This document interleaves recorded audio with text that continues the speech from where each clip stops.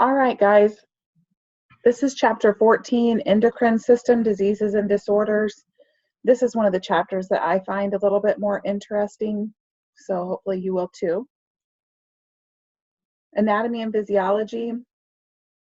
The endocrine system consists of many glands: the hypothalamus, the pituitary gland, the pineal gland, the thymus, and the thyroid.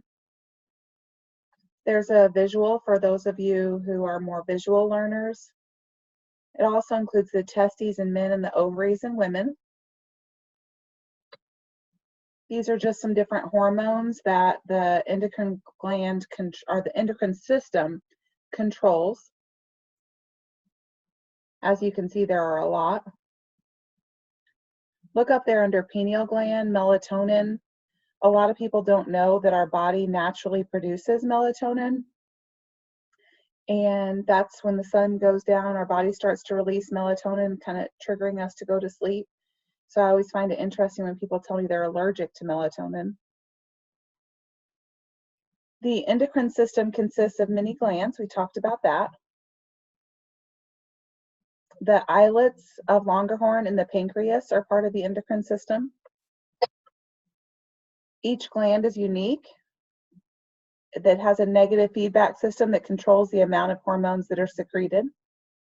You don't really need to know what a negative feedback system is, but that there is a way of controlling it. There are different tests that can be run. The thyroid and the testes, of course, can be physically examined. Whenever you go to the doctor and they put their fingers on your neck and they have you swallow, that's when they're actually feeling your thyroid. There are different blood and urine tests that can be done. There's CAT scans and MRIs for tumors or alteration in the organ size. Hyperpituitarism is a pituitary gland disease, and it is an increase in the activity of the pituitary gland. It's an oversecretion affects growth hormone that can lead to excessive growth or bones. If it occurs before puberty, people become giants. If it occurs during adulthood, acromegaly occurs, which affects the small bones of the hand, the feet, and the face by enlarging them. So people will have really large hands, feet, and facial features. And then those people you would see like Andre the Giant and things like that, that was a disorder of the pituitary gland. Here you can see acromegaly for my more visual learners. Hypopituitarism is a lower decrease in the activity of the pituitary gland. So as you can imagine, that would result in things like dwarfism, the abnormality of secondary sex characteristics. For women, they'll have infertility and they won't have a period. Lowered testosterone levels in men, decreased libido, loss of facial and body hair in adult males. They're going to do pituitary function tests, and it's a blood test, hormone replacement, monitoring and adjustment. Diabetes insipidus is caused by a defect in the pituitary gland or a defect in the kidney tubules. These people will have excessive urination. They're going to urinate 2 to 15 gallons of urine in 24 hours. That's a lot. They're going to be thirsty, obviously. They're going to have low blood pressure because their volume of fluids in their body is low. Dizziness and constipation, because constipation, let's think about that. Their volume of fluids is low, so their intestines don't have as much, their colon and doesn't have as much fluid to pull from to help soften the stool. They're going to do a urinalysis, they're going to do a water restriction test, and they're going to give them different medicines. Hyperthyroidism is where the thyroid gland secretes excessive thyroxine. It can be caused by many different things. Hyperthyroidism, Graves' disease, is an autoimmune condition that is similar to hypothyroidism, where antibodies stimulate the thyroid gland to produce more hormone. So it causes hyperthyroidism. I think it was President Bush that had Graves' disease, if I'm not mistaken. Don't quote me on that, but I'm pretty sure it was. They're going to have a goiter, which is an abnormality in their neck where it causes them to it looks like they have like a second chin, almost like, kind of like a turkey thing on their chin. I think I might have a picture, yeah, in here. Rapid heartbeat, nervousness, hyperactivity, weakness. They're going to be excitable, and they're going to have an appetite. They're going to be hungry, hungry, hungry, but yet they're losing weight. They're going to have diarrhea, high heat production, extreme thirst, and their eyes are going to bug out. This is with untreated hyperthyroidism, okay? Their eyes will bug out, called exophthalmos. They're going to give them medication. They're going to do radiation and surgery. A simple goiter is just an enlargement of the thyroid. It can be caused by all sorts of different things. We don't typically see iodine deficiency anymore because we have iodized salt now. That's why they iodize salt, if I remember correctly, is because we had so many problems with deficiencies in iron. And here you go. There's the thyroid gland, and there's a goiter. And that's exactly what it will look like on their neck. And for you visual people, here is hyperthyroidism. And I do believe there's something on your test about the difference between hyperthyroidism and hypothyroidism. And hyperthyroidism, they're going to, everything is up, including their appetite, except for weight loss. They're going to have weight loss, and they're going to, but yet at the same time, their muscles will be small and they will have swelling. And then here is a picture of that exophthalmos that I was talking about, really highly associated with Graves' disease. Hypothyroidism is a low, like a decrease in thyroxine. This is really common, and especially in the population that we see. I don't really know why. I don't ever see, I think hyperthyroidism is much more rare, at least in my opinion, than hypothyroidism. I see hypothyroidism a lot more, and it's treated a lot more in our population. They're going to be tired. They're going to be sensitive to cold temperatures. They're going to have thin nails and brittle hair, but they're going to gain a lot of weight. They're tired. They're going to diagnose it by checking thyroid levels. They're going to give them hormone replacement. And here's a good thing for your test, to prepare for your test, the difference between hypothyroidism and hyperthyroidism. There is a parathyroid gland, and there is something called hyperparathyroidism. Again, it's just an overproduction of those hormones.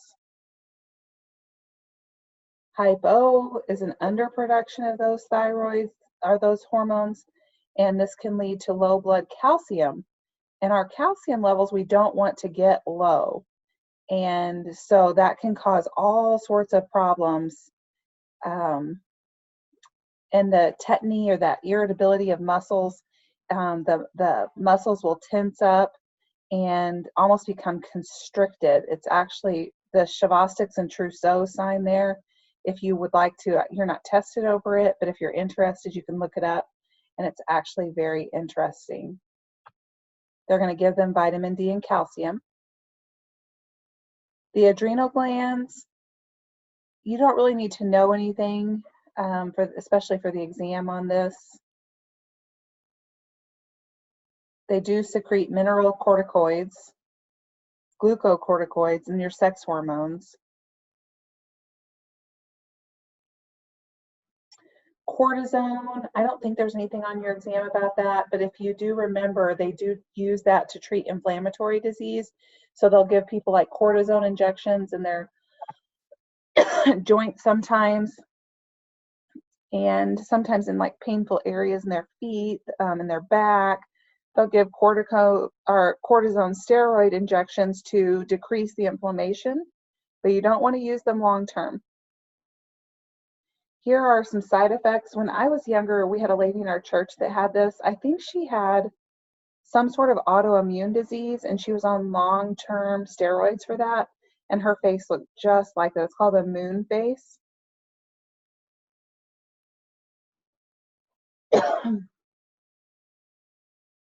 There's nothing really on here that you need to know about other than you want all of those steroids or those hormones to be in a good balance. You don't want an overproduction or an underproduction.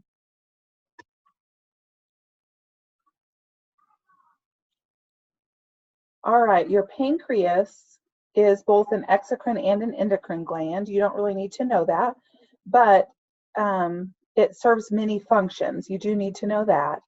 The islets of Langerhans secrete insulin and glucagon. So keep in mind that the pancreas is what malfunctions in diabetes. And hopefully, I believe one of you guys has diabetes as your topic.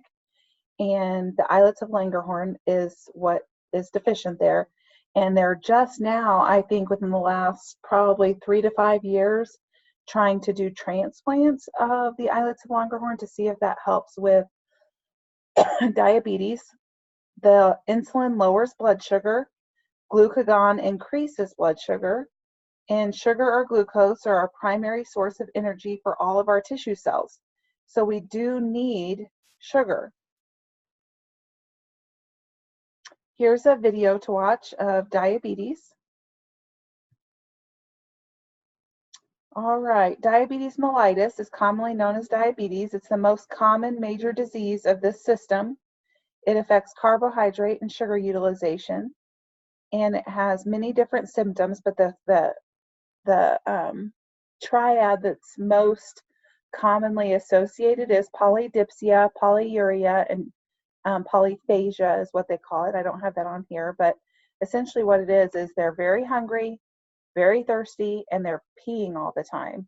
That's polydipsia, polyuria, and polyphagia. There are some complications of diabetes over there. And then I know this slide has a lot going on, but it really is a good slide when you look at it. This is the way we used to study in nursing school. And there are different types of diabetes. There's type 1 diabetes and type 2 diabetes. The only thing I want you to know about the different types of diabetes is that type 1 is often onset at age 15 or before. It's called juvenile diabetes, so it's in children. And usually it's a sudden onset, like they find it, they've had it for a while probably, but they didn't know it. And it's going to be a lifelong disorder. It's not something that you can just manage your diet and it'll get better. In fact, usually these people are not overweight. But they produce zero insulin or very, very little insulin. Type 2 diabetes is more of an adult onset diabetes, and this is going to be just because they have insufficient insulin production. And usually it's hereditary. They might need insulin, they might not. Some people can control it with their with their diet.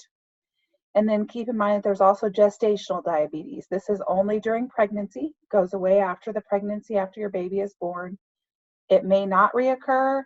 However, it can. You're more likely to have diabetes if you've had gestational diabetes. And typically, if their diet is not well controlled during their pregnancy, they're going to have really large babies, like 10 pounds or greater.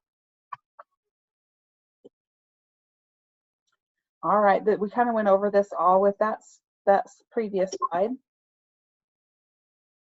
We went over that. They want them to follow a strict diet, monitor their blood levels, give themselves insulin, take their medicine. We went over all of that. Both coma and shock can be a complication of diabetes as a result of improper insulin administration. They might have a diabetic coma. You can die from diabetes. People don't realize that, but you can. You can have ketoacidosis, which is where that fruity or sweet smelling breath comes in. It kind of smells like they chewed that fruit stripe gum that I can't remember what exactly it's called, where it's almost sickening sweet. and that's a dangerous, dangerous sign in somebody who is diabetic.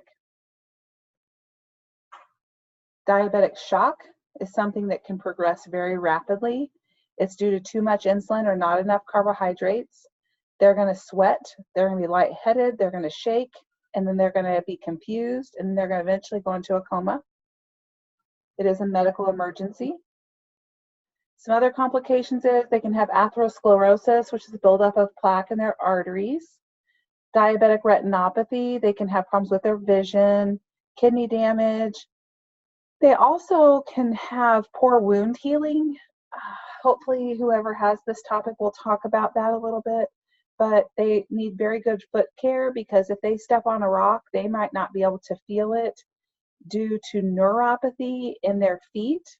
And neuropathy, what that is just, essentially they lose sensation in their feet, and so they may get a wound or a cut and they just keep walking on it and not taking care of it because they don't feel it, and then before you know it, they're going to lose their foot because of it.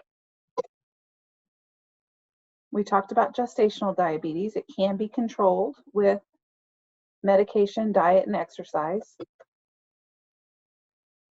Some women might need insulin. Usually disappears after delivery, but like I said earlier, women are often affected later in life. Can't really prevent it. They don't know why some women get it and some women don't, but usually women that are at a normal, healthy weight don't get it as often. Here's a slide for you guys on gestational diabetes. Hypoglycemia is just low blood sugar, usually less than 60. We like it to be somewhere between 60 and 100 if you're fasting. Symptoms would be lightheadedness, like I said, sweating, trembling. They're going to test their blood sugar, and then they're going to treat it depending on what's causing it. Most of the time with hypoglycemia, we're going to give them sugar or some sort of carbohydrate to help bring that blood sugar back up pretty quickly. I think there is something on your exam about hypoglycemia and hyperglycemia, so this is a good thing there for you to kind of differentiate between the two. Both can be a medical emergency. Hypoglycemia, though, very low blood sugar, I think, and this is just Christy Henley's opinion, but I think that it would be, can be more dangerous critically than hyperglycemia, because sometimes hyperglycemia takes a while and it's a more chronic thing, and people can run a very high blood sugar for a long period of time, in what I've witnessed, rather than people being able to run a low blood sugar over a long period of time. Now, I mean, I'm talking real low blood sugar here. I'm not talking 60. I'm talking real low. Reproductive gland diseases. Hypergonadism is just an increased hormone production before puberty. This can be diagnosed by blood tests for elevated hormones. They're going to remove or radiate the tumors to suppress the hormones, and they're going to administer hormones to suppress or counteract the sex hormone.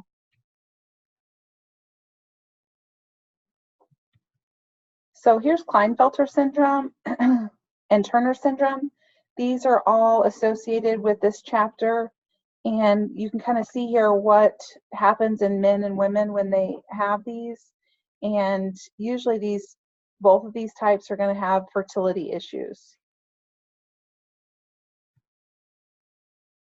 Trauma would be related to multiple organ dysfunction, or you can always have, damage from car accidents or gunshot wounds or stabbings or things like that. Organ destruction and failure can be life-threatening. Most diseases of the endocrine system are relatively uncommon, with the exception of thyroid problems and diabetes. And as we get older, there's decreased secretions from glands, lessened glucose tolerance, digestive and metabolism problems are common, and as diabetes is common. All right, post any questions you may have, and I'll get those responded to.